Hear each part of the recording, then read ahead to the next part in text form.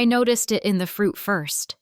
The strawberries she brought me that morning were overripe soft around the edges when already collapsing into mush. They were served in a chipped ceramic bowl, the one with the snowmen on it, even though it was mid-July. She didn't offer a napkin or a spoon, just set the bowl down on the side table without a word and left the room. That was the morning I decided to start remembering everything. You have to understand, I wasn't always like this. I used to forget birthdays, leave my tea bags in the cup too long, lose my train of thought halfway through stories. But those were the kinds of forgettings that come from a full mind, a busy heart. Not this new forgetting, not the kind they said I was doing. I'd fallen. That's how it started. Slipped in the hallway one night, shattered my hip. It was raining and the lights had gone out. I was alone in the house I'd lived in for 32 years, and suddenly I wasn't sure which hurt more, the bone or the silence after. My son came the next morning. He looked pale, concerned, genuinely shaken. I remember the way he held my hand in the ambulance. "We're going to take care of you, Mom," he said. I believed him. When they brought me home from the hospital, it wasn't my home. It was theirs, my son and his wife, Emily. She hugged me too tight too long, called me sweetheart as if I were a child. The guest room had been set up with one of those adjustable beds. All my clothes were already in the closet. My medications were sorted into labeled containers. They had a calendar taped to the fridge titled Mom's Schedule. That first week, everything was so kind. Meals appeared like clockwork. I got sponge baths and warm socks and new slippers with my name written on the inside label. The grandchildren would tiptoe in at night to read to me. Emily brought me peppermint tea before bed. It felt like love. Until it didn't. It was in the way the door started closing behind her a little too fast. The way she'd forget I liked 2 sugars in my tea. How she'd sigh before handing me the remote as if I'd already done something wrong. But I didn't say anything. I told myself she was tired, that I was imagining it, that maybe I was too sensitive after the fall, until the night I overheard them in the kitchen. I wasn't meant to. The baby monitor they used to keep me safe had a 2-way speaker. I don't think they remembered that. The voices crackled through just low enough to sound like ghosts. "She asked for dinner again," Emily said. "It's only 6, my son replied. "She's already eaten. Twice. I swear if this goes on much longer." A pause. A drawer slammed. "We need to talk options," she said. "She's losing it fast." Then a smaller voice, my granddaughter's, whispering like it was a secret. "Mom says you won't remember this soon anyway." I didn't cry. I didn't even blink. I just turned my face to the wall, stared at the wallpaper, pale blue, with faded birds flying nowhere, and felt something harden in my chest, like frost forming across a pond. It wasn't anger. Not yet. It was shame. Bone-deep breath-stealing shame. Because I realized I'd been saying thank you for every quiet cruelty, every forgotten meal, every joke made in front of me like I wasn't there. Every time they turned my life into a chore, I had made myself small to be kept. That night I didn't sleep. I just lay there in the half-dark, one hand on my cane, one eye on the glowing monitor light. I watched the hours pass. I heard the house settle. I waited for morning like a soldier waits for the ceasefire. When the sun rose, I sat up in bed slower than I used to, yes, but steady. I reached for the chipped snowman bowl and carried it to the sink myself. My bones ached.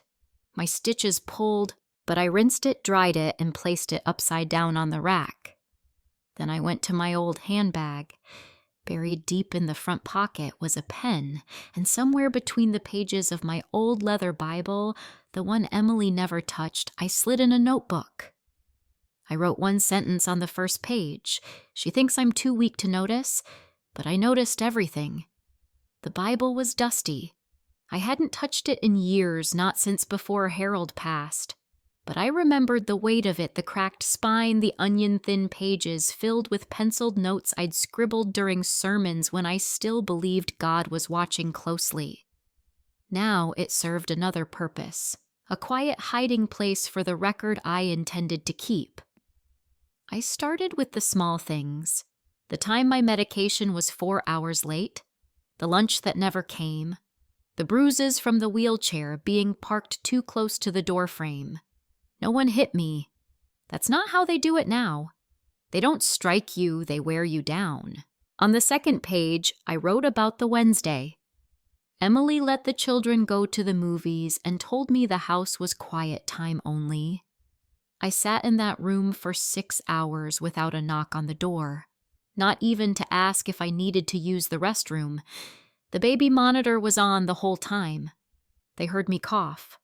They heard the thud when I dropped my water glass and had to bend slowly, painfully to pick it up with the grabber claw they'd left on the floor. I cleaned up the mess myself, stained the carpet. No one asked. By week 2, I had pages filled. I used bullet points, timestamps, exact words. I'd always had good handwriting.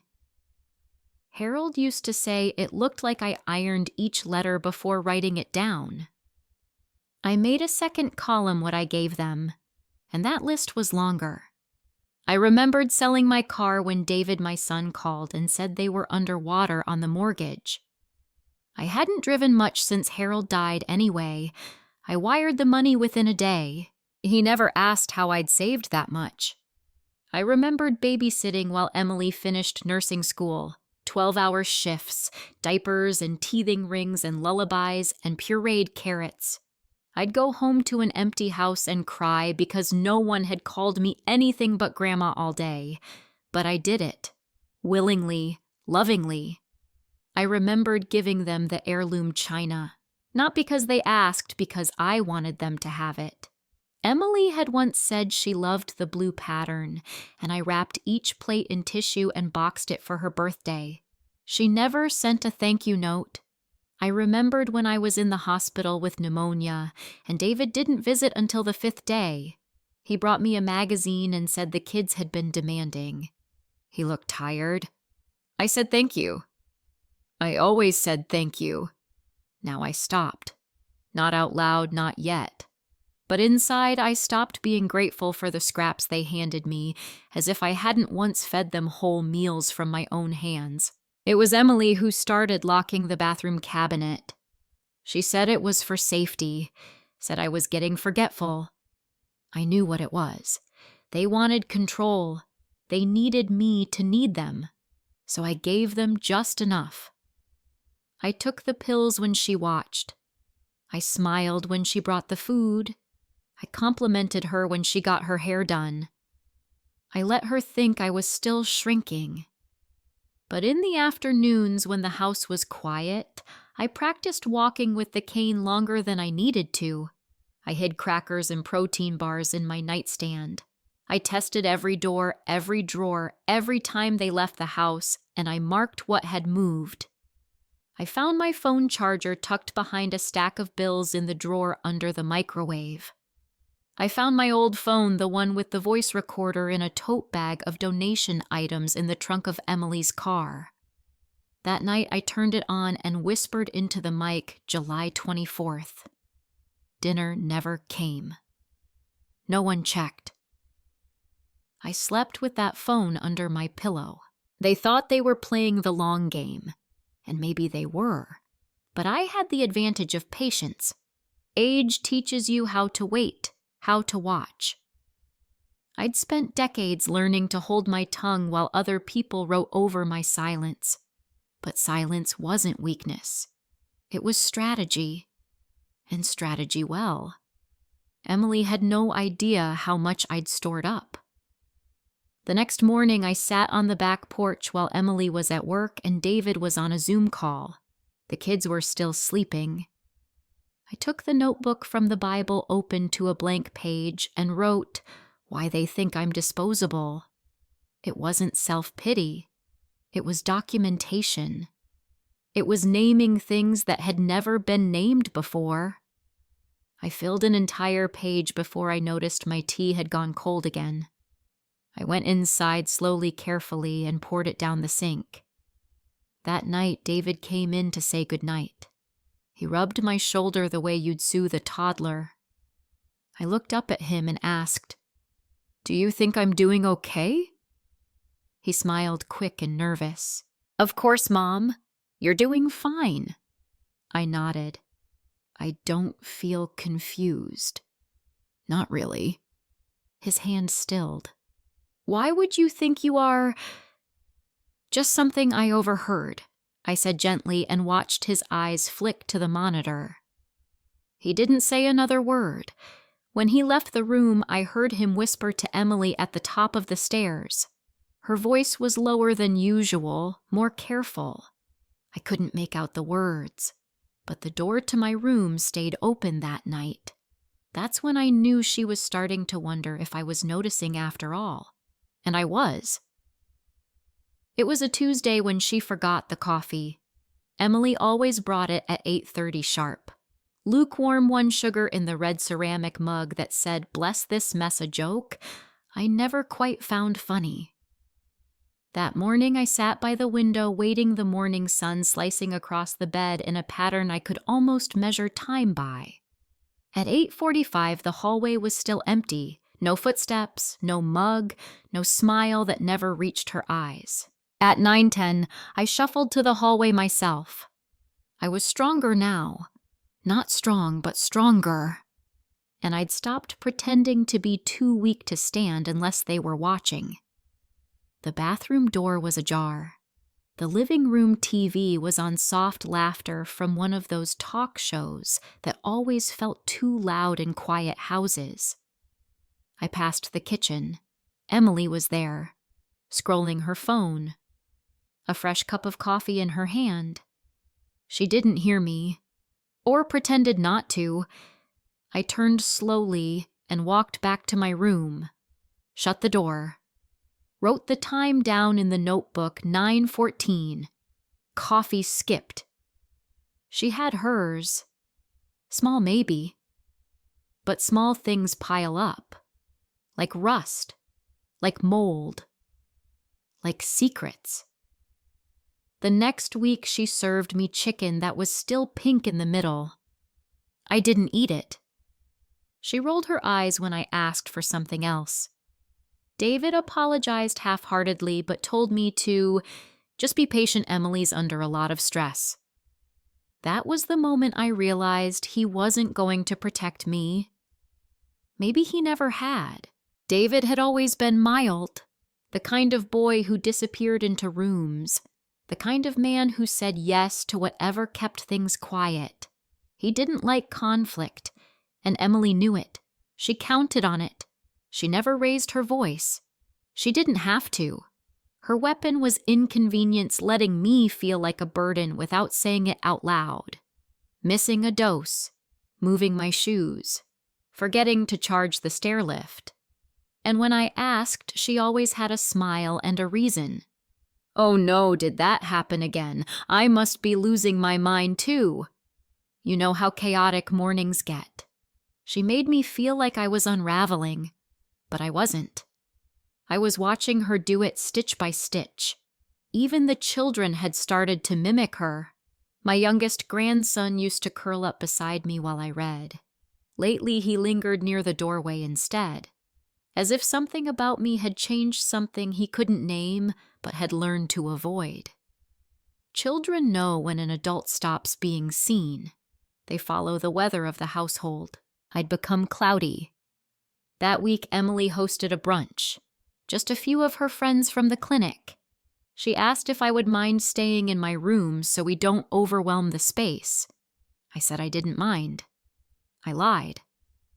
From my chair, I could hear the laughter drift through the floor, the clink of forks. Someone asked who the kids got their eyes from. Someone else said, "You're Superwoman, Emily. I don't know how you juggle it all." And then someone asked, "Wait, is your mother-in-law still here?" A pause. Glasses clinked. "She is," Emily said, her voice honey-sweet. "We're just trying to make it work." Make it work. As if keeping me alive and bathed and clothed was an act of charity. I turned off the monitor after that. There are only so many ways to be told you are an obligation before your body starts believing it. I stopped asking for things. I stopped telling them when I was cold or when the TV remote was missing or when I'd run out of lotion. I began to measure their silence like a rhythm, knowing eventually the beat would change. I started recording voice memos, not every day, just the ones that mattered. Emily on the phone telling someone I'd lost track of time again, even though I hadn't. David saying she forgets things more than she used to when I remembered perfectly well what I'd said. I recorded myself too, reading from the notebook, listing events, dates, feelings. There was a strange peace in the act of archiving, like writing my way back into my own life. The night I knew things had shifted completely came after another dinner I didn't receive. I waited. No one came. At 7:20, I walked to the kitchen with my cane and found them eating takeout on the couch. Emily looked surprised. David looked embarrassed. "Oh," she said, blinking. "I thought you were sleeping." "I wasn't. I meant to bring you something." "You didn't. No anger, no accusation. Just fact." I turned and walked back to my room. She followed me. "You know it's not easy taking care of someone your age." I sat down slowly on the bed. "No, I suppose not. You're lucky to be with family." "I agree." She stood there for a moment as if waiting for more. Then she scoffed. "You're not as grateful as you used to be. I'm not as tired as I used to be either." That night I didn't write anything down. I didn't need to. I'd remembered every word. There's a sound a drawer makes when it's opened too fast. A dry slide followed by the sharp thud of wood against wood. That sound woke me on a Thursday morning. I didn't move, just listened. The hall was dark, my door slightly ajar. I heard Emily muttering low, urgent, the way people talk when they're looking for something they shouldn't have misplaced. I waited until the house stilled again. Then I got up, walked with slow purpose to the kitchen, and opened the drawer she'd slammed. My notebook was gone. Not the Bible, not the pens, just the notebook. I didn't panic. Instead, I opened the cabinet under the sink and reached for the old Folgers tin I'd used to keep fuses back when we still had those kinds of things. Inside was the second notebook. I'd made a copy every week, dates, times, direct quotes. I wrote with a carbon sheet tucked underneath the pages, just like we did in the office back in the 70s when I was a secretary and knew better than to trust the first copy of anything. Emily hadn't taken my voice. She'd only proved she was afraid of it. That afternoon, I did something I hadn't done in months. I asked David to drive me to the bank. He looked startled. "Is everything okay?" "I want to check something I said, and I'd like to speak to someone privately." He hesitated. "I can help you with that." "No," I said gently. "You can drive." "That's enough." At the bank, I met with an older woman named Jeanette. Soft eyes, long nails, the kind of lipstick older Southern women wear like armor. She took me into her office. I explained slowly what I needed. I asked her to check recent transactions. I asked about account access. Jeanette's face didn't change much, but her eyes narrowed slightly. Your son has been co-signing withdrawals, she said quietly. But only recently. Last 3 months. I nodded. I'd like to change that. She handed me a form. As I signed, my hand only trembled a little. David was silent the entire drive home. Emily didn't ask how the trip went. I imagine he told her. That evening, the coffee came 5 minutes early and hotter than it had in months.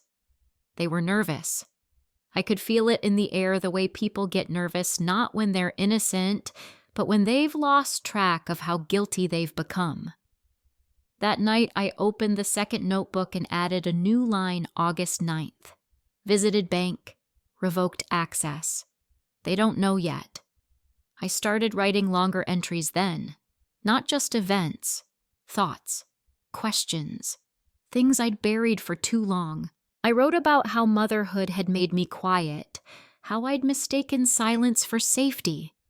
How I'd let David believe kindness and obedience were the same thing. How Emily had walked into our family with ambition disguised as affection, and how I had welcomed her believing any woman who wore my daughter's perfume must also share her heart. I wrote about the way she stared at me sometimes like I was a wall she wanted to repaint or tear down depending on the day.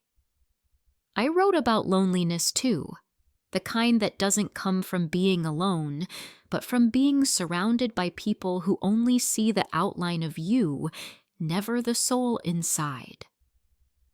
The next morning, I called an attorney. A woman. 40-something, sharp-voiced, soft-eyed. Her name was Dana. I told her everything slowly, carefully. I read from the notebook. She asked if I had proof. I have dates, transcripts, audio bank records, and I've never been declared legally incompetent. There's no power of attorney, no guardianship. She nodded. Then we start there. Emily brought me soup that night. She knocked, waited, smiled a little too wide. I hope you're feeling okay today, she said. I am, I replied. I've had a very productive morning. Her smile flickered, just for a second. Then she set the bowl down and left without another word. In my head, I began building a timeline, a case. Not just for the courts, for myself. I needed to remember not just what they did, but what I survived. What I recovered from. Because survival, I was starting to understand, wasn't always about staying. Sometimes it was about quietly, carefully removing the needle from the record before the next song starts. The final straw came the following weekend. The kids were playing outside. I was in the sunroom listening to the wind move through the screen door when I heard Emily on the phone again. She didn't know I was in earshot. No, she's still here. Yeah, still managing. A little laugh. Not for long, though. We're gonna find a place for her. Assisted living or something. She needs more than we can give. The voice on the other end said something. Emily replied, Oh, she won't resist. She doesn't even know what day it is half the time. I looked down at the crossword puzzle I'd finished that morning. Ink. No mistakes. Date circled at the top. I stood slowly, walked back to my room, and opened my third notebook. This time, I didn't just write the quote. I wrote my plan. The courthouse smelled like bleach and old paper. The air inside was too cold, too sterile, like a place meant to hold things still. David and Emily walked ahead of me, whispering. David looked nervous. Emily didn't. She looked efficient.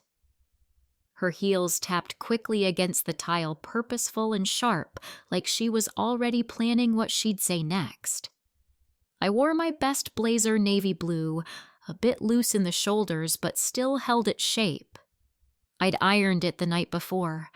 I hadn't ironed anything in months. It felt good. grounding. Like putting on skin I used to live in before they started treating me like tissue. Dana met me in the hallway outside the courtroom. She didn't say much, just placed a hand on my shoulder and nodded once like she was acknowledging something real in me that others had stopped seeing. When the doors opened, I walked in last. I could feel every head turn as my cane clicked against the linoleum. The courtroom was mostly empty, just a clerk, a judge, a bailiff, and us. Emily looked back once, only once, and her face changed. Not in fear, exactly. Something tighter. A flicker of calculation thrown off balance. She hadn't expected me to show up looking composed, looking like someone who remembered her own name, her rights, her worth. The motion I filed wasn't flashy. It was a simple petition to revoke the emergency guardianship David had quietly filed without ever telling me. He'd claimed I was experiencing cognitive decline and that they were concerned for my safety. He hadn't included medical records. He hadn't gotten evaluations, just signed papers, said I needed help. Dana opened with evidence. Bank statements, copies of the notebooks, audio clips, a photograph of the medication cabinet padlocked from the outside.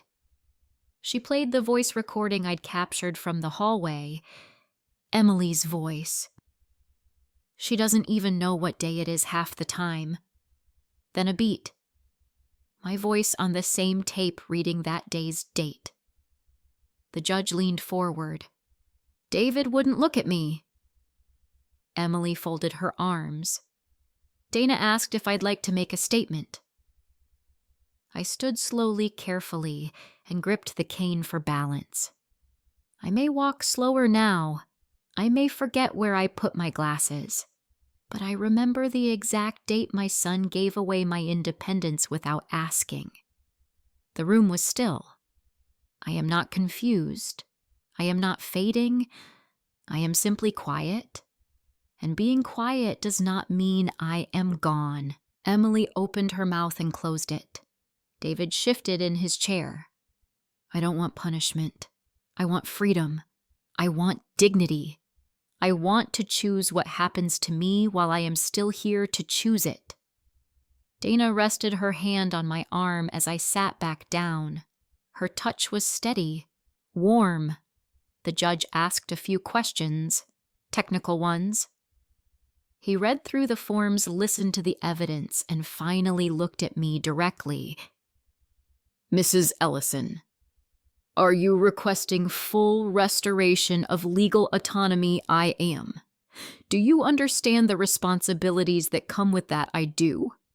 He paused. Your documentation is meticulous. I smiled just slightly. I had time to pay attention. He signed the motion. Just like that, I was mine again. Outside the courthouse, the sun was bright and high. I didn't wait for David or Emily. I walked down the front steps slowly, one at a time. The cane clicked gently. My shoes hit pavement. At the bottom of the steps, I turned toward the parking lot, and for the first time in a long time, I didn't ask for a ride. I had called a car service that morning. Prepaid. Quiet driver. I didn't tell anyone. As I reached the curb, I looked back once. David was standing near the doors watching me. His face was pale. He looked like someone who'd just learned a secret about his own mother, a secret he didn't want to believe. Emily was beside him, arms crossed, phone in hand, already texting someone. I didn't wave. I didn't say goodbye. I just opened the door, slid into the back seat, and closed it gently behind me. As we pulled away, I watched the courthouse shrink in the mirror. No clapping. No dramatic music. Just the sound of tires on pavement and the driver asking quietly if I'd like the windows down. Yes, I said, leaning back. Please. The air smelled like jasmine and warm concrete and something else, something unfamiliar, almost electric.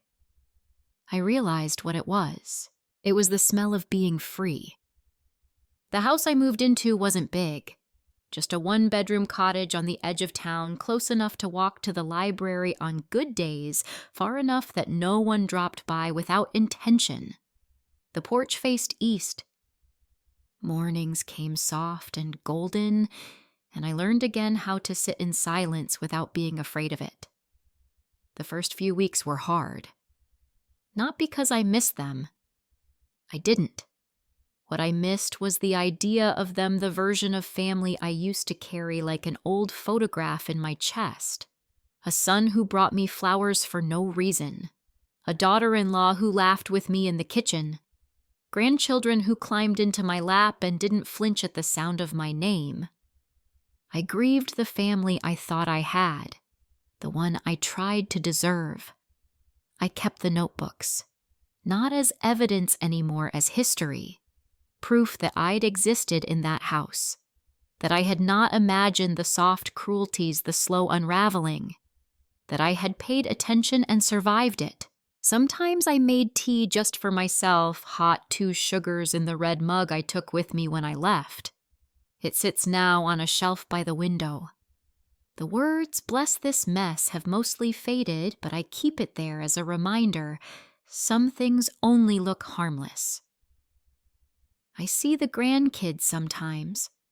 Not often. A birthday card came in the spring signed in someone else's handwriting. A school photo arrived in a mismatched envelope, no return address. I put it on the fridge anyway. I don't hate David. I never did. But I no longer try to understand the shape he turned into when I needed him to remember who raised him. That version of him no longer lives in me. Emily called once, left a voicemail, said she hoped I was well, said the kids asked about me. She didn't say she was sorry. I didn't call back. I bought a rocking chair for the porch. It's old secondhand with chipped paint on the arms. I sanded it down myself, painted it the color of hydrangeas. When I sit there in the mornings with my tea, the wind moves through the trees like breath through lungs.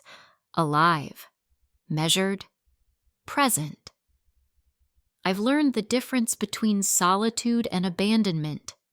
One is chosen, the other is forced. I live in the first now. I chose it. The quiet doesn't scare me anymore. No one checks in. No one hovers over my medications. No one decides when I eat or sleep or speak. I've grown into the space I was once shrunk out of. Some evenings I write still, not for defense, for memory.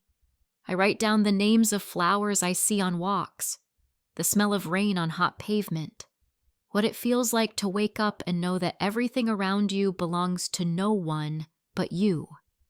My name is on the lease. The bills come in my name. The key stays in my pocket. And when I open the door each morning, there's no schedule taped to the fridge.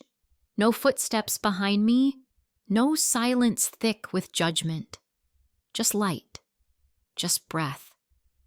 Just this life I reclaimed inch by inch in the quiet. The quiet started to stretch itself gently like a cat in a sunbeam. Days became patterns. Wake, tea, walk, read, write. Watch the light move across the floor in slow, graceful angles. I hadn't realized how much of my old life had been lived in the shadows of someone else's needs, always responding, never initiating. Now even choosing what time to eat felt radical. Freedom doesn't come with fireworks. It comes with breath. There was a market a few blocks away. On Fridays, I'd walk there with a small canvas bag. I liked choosing my own fruit again, pressing gently at the edges, lifting it to my nose to check if it still had life in it. I never bought strawberries. Not once. But I touched them. Just enough to remember. One morning, as I waited in line for a fresh loaf of seeded rye, I heard a small, familiar voice say my name. I turned. It was Lily, my granddaughter. She was taller than I remembered, her hair pulled into a loose ponytail, a little glitter on her cheek, like she'd rubbed against something magical. Her eyes met mine, and for a small, perfect second, she smiled like she used to. Oh, Grandma, yes, baby. Then Emily appeared behind her out of breath, holding a bouquet of dahlias, and her phone in the same hand. I told you to stay close, she snapped. Then she saw me. Her face tightened, that familiar flicker of surprise, the quick calculation behind the eyes. She wasn't ready to see me here looking like I belonged to the world again. I'm sorry, she said, pulling Lily gently by the arm. We were just... She wanted to say hello, I said calmly. That's all. Emily hesitated. Her mouth opened, and then she did something I hadn't expected. She nodded. Not a polite nod. A resigned one. Almost respectful. Then she turned and walked away. Lily turned her head once as they left. I gave her the smallest wave. She smiled. Back at home, I wrote it down. Not to preserve it, just to honor it. That moment was enough. The next week, I started therapy. It wasn't because I felt broken. It was because I wanted to know myself in this new season. The woman who sat in that blue armchair across from me, slender, soft voice, too young to remember anything before the internet listened to me like I was telling a ghost story that might turn out to be true. I told her about the silence, the slow way love can sour, the weight of being seen as less than just because your skin sags and your hair forgets its color. She asked me what I had learned. People don't become cruel all at once, I told her. It's a slow shedding, like winter bark. It falls off in pieces. And sometimes we love them so much we gather the bark and try to build them back. But they've already changed. She wrote something down. I stared out the window. There was a bird sitting on a wire alone, wings tucked close. It didn't seem to mind the stillness. That night I dreamed I was in my old house again, but it was empty. Not sad, just bare. The walls had no voices in them. The closets were open. There were no secrets left to hide. I walked through each room and turned out every light. When I woke up, I felt like something had closed softly without slamming. I made breakfast slowly, eggs and toast, and sliced apple with cinnamon, and ate on the porch. The sun was higher than usual. My neighbor waved from across the yard. I waved back. I no longer needed anyone to explain myself to. That was the thing they never understood. They thought they had to control me because they feared what might happen if I chose for myself. But I've lived long enough to know that sometimes what they fear most is that you'll survive without them. And I had.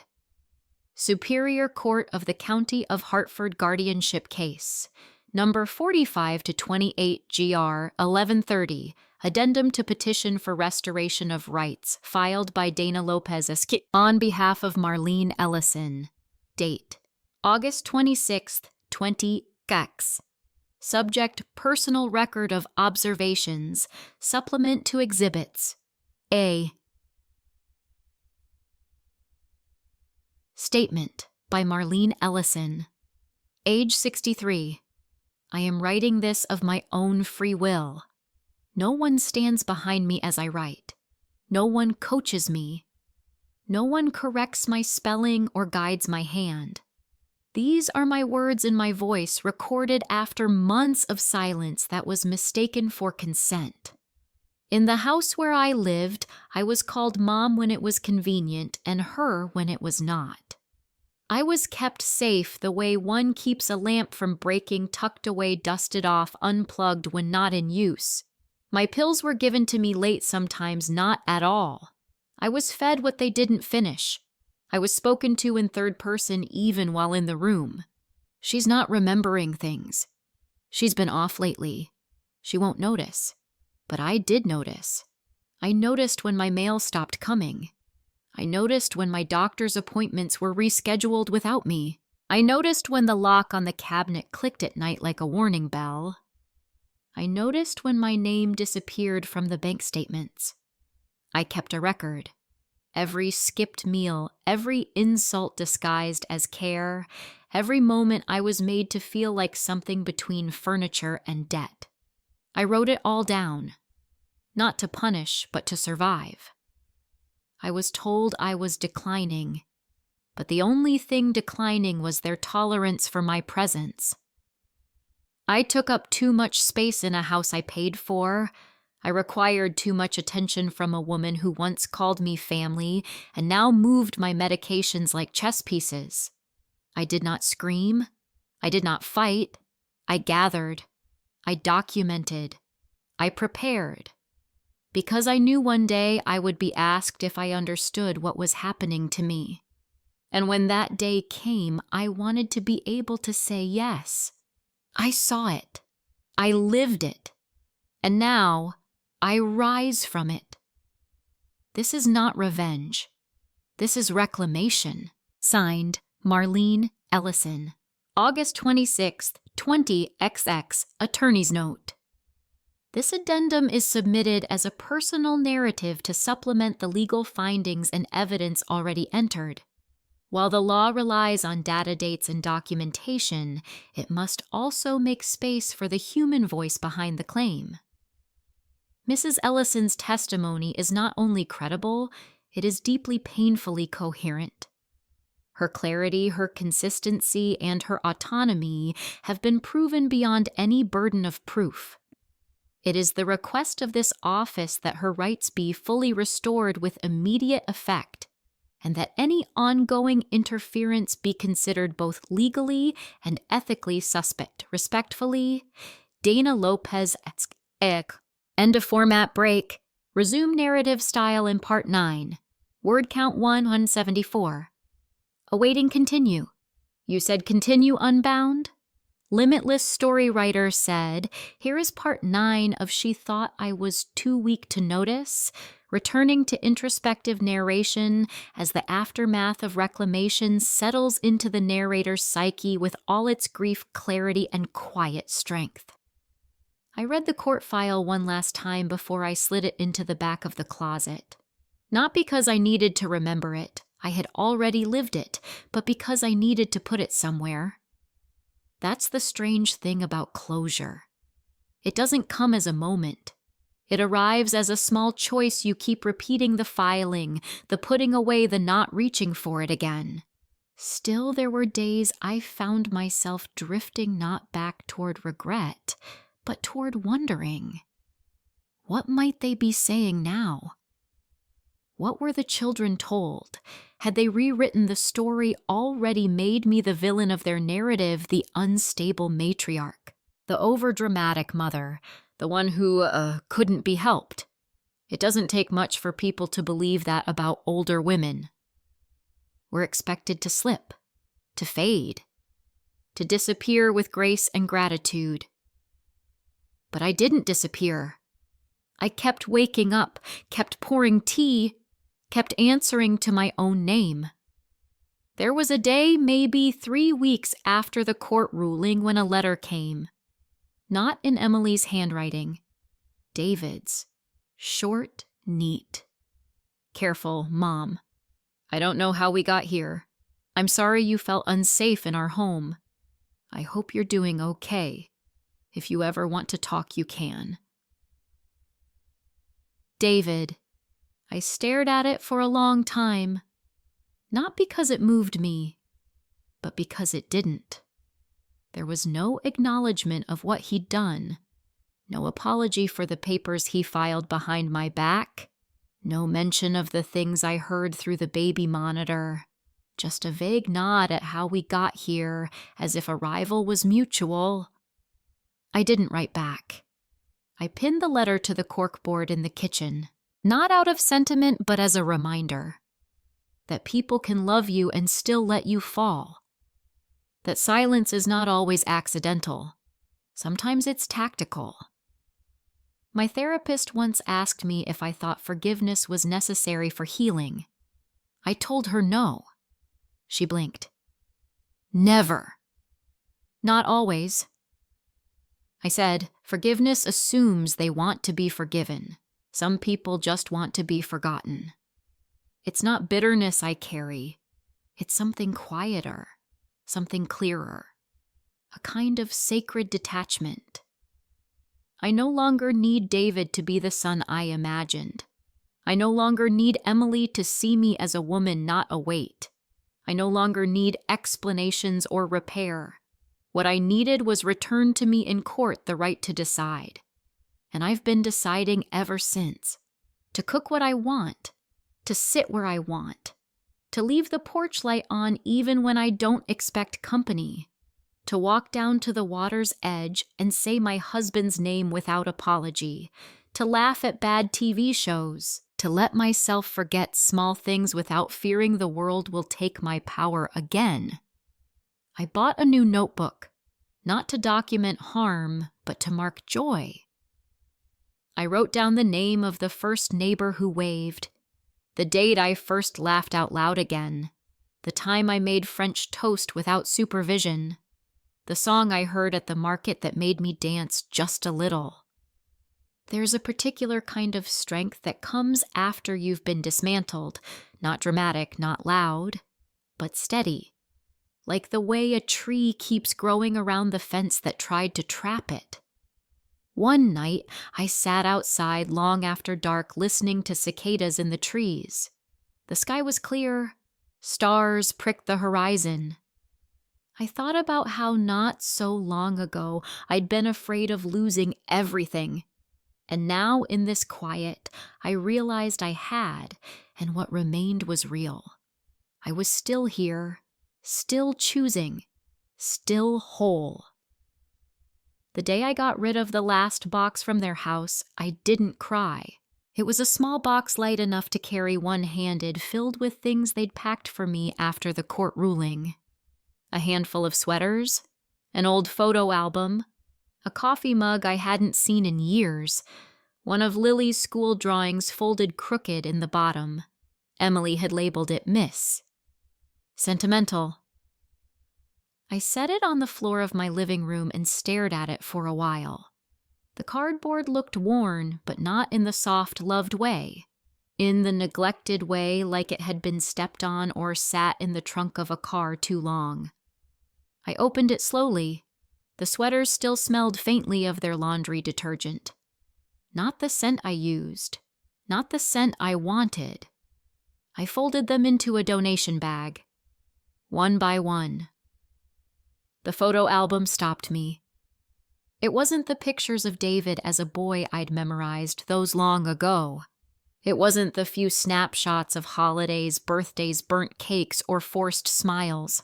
It was a single picture tucked in the back, almost hidden me and Emily 5 years ago on the porch, with Lily in my lap. We were laughing.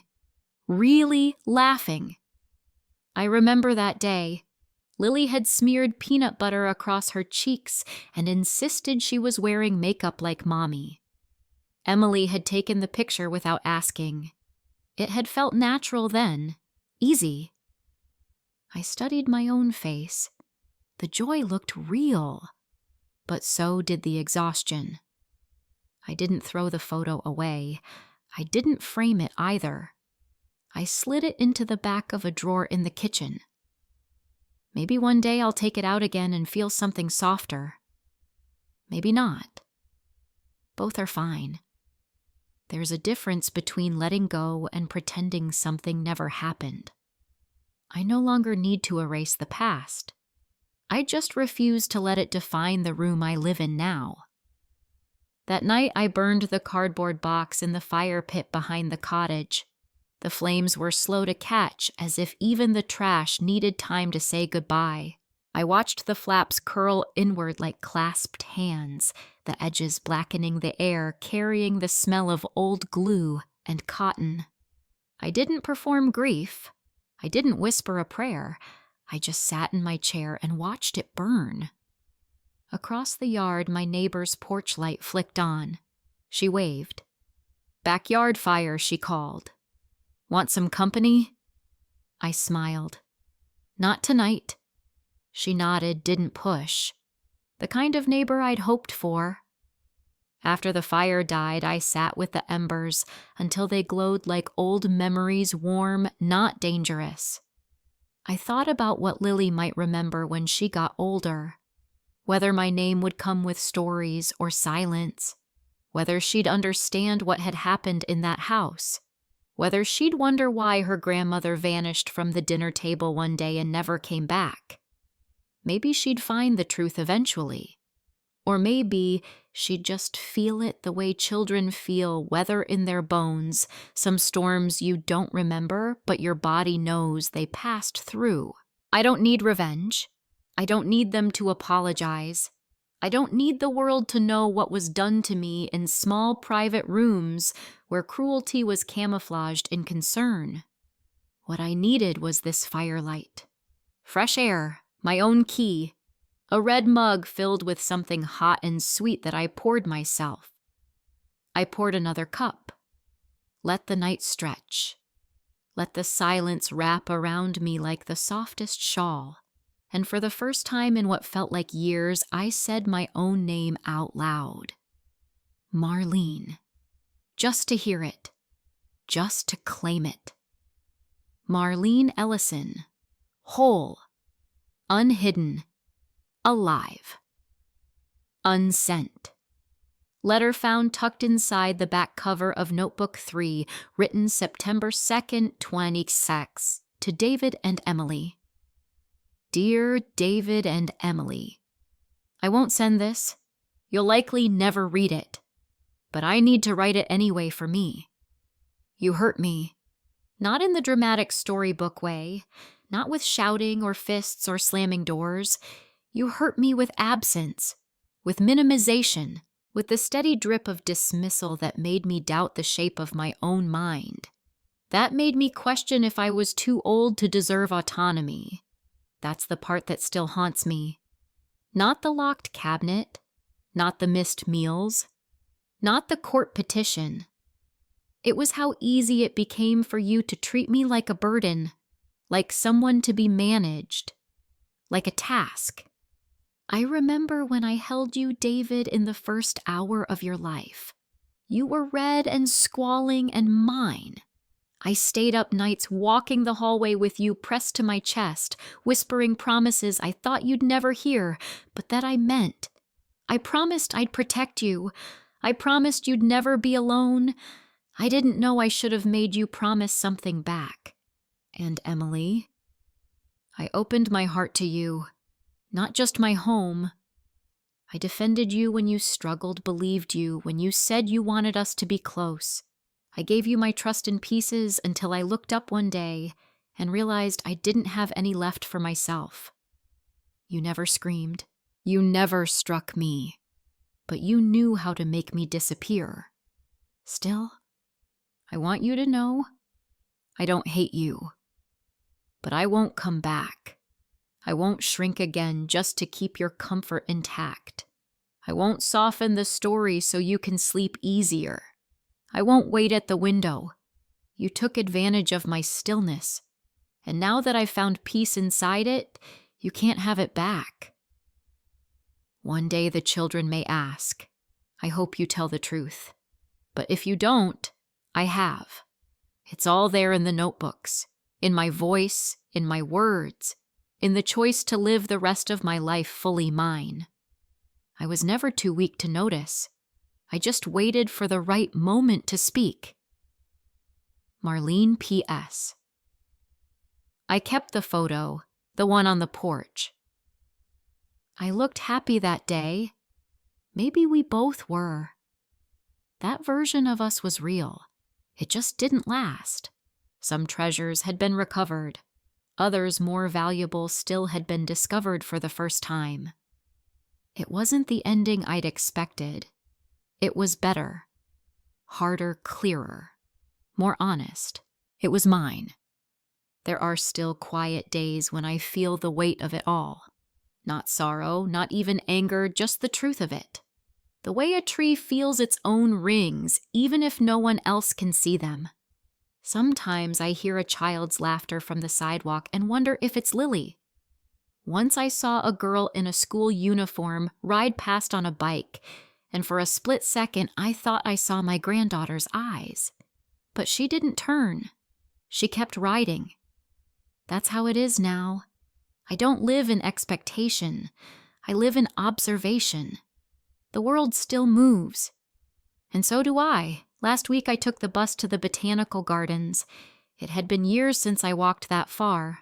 My legs complained the next morning, but I didn't mind. I sat on a bench under the tall glass canopy and watched a butterfly land on the tip of my walking cane. No one saw it happen. No one needed to. That was the gift. My life had stopped being a performance. I no longer needed witnesses to make something real. When I returned home, I made a list on the back page of my newest notebook. Just one word per line. Warmth. Silence. Choice. My name. Freedom. Hydrangeas. Butterfly. I folded the page in half and tucked it into the back cover. No explanation. Just a record. The kind I make now not to prove anything to anyone, but to remind myself that it happened. That I chose. That I lived it. There's a small wind chime on the front porch now. One of those ceramic ones that sings soft and low. It barely makes a sound unless the breeze is just right, but when it does, it's beautiful. I sit in my rocking chair most evenings listening for it. I don't always hear it, but I always know it's there. Thanks for listening. Don't forget to like, comment, and subscribe if this story moved you. Share your voice. It matters.